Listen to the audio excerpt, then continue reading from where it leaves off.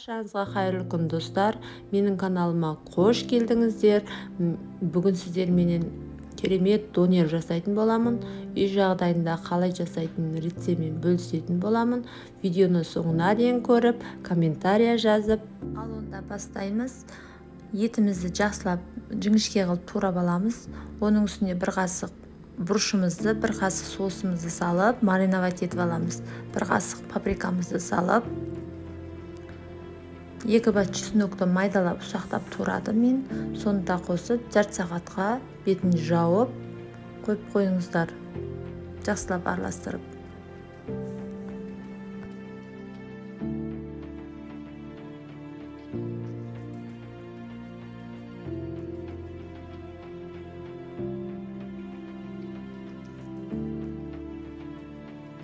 Жақсылап қуырып, сосын азырақ су құйып, бұны бұқтырып қоятын боламын.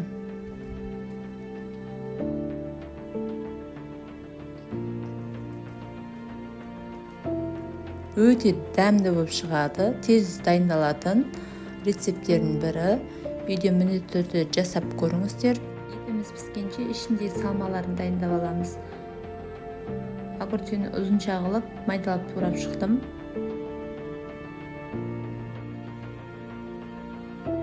Қызанағымды да дәл солай турап шықтым.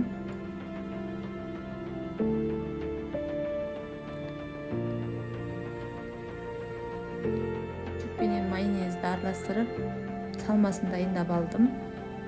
Енді бұған қаймақ қосаңыздар да болады. Ішіне укропты майдалап, петрушкаменен онта қосып жібердім.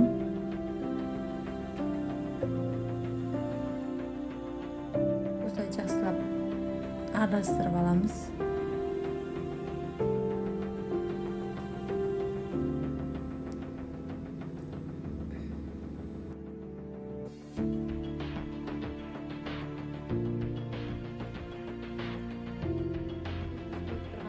Дайын лавашқа барлығын қойып шығатын боламыз. Фри жасасаңыздар да өте керемет болады. Мен дайын шитси ала салдым. Асығыс болғандықтан осылай барлығын салып турайтын боламыз.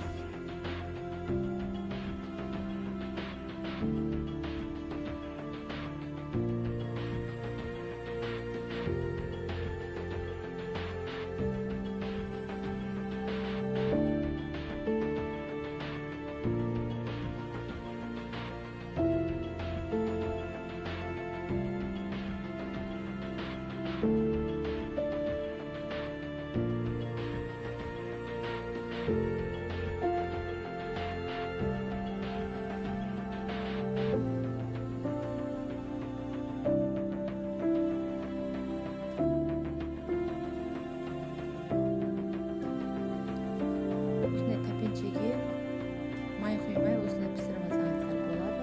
Аппараттарыңыз болса, аппаратқа салып пісірсеңіздер де болады. Менде аппарат болмағандықтан осылай пісіріп алдым. Өте дәмді болып шықты. Видео міндетті түрде жасап көріңіздер.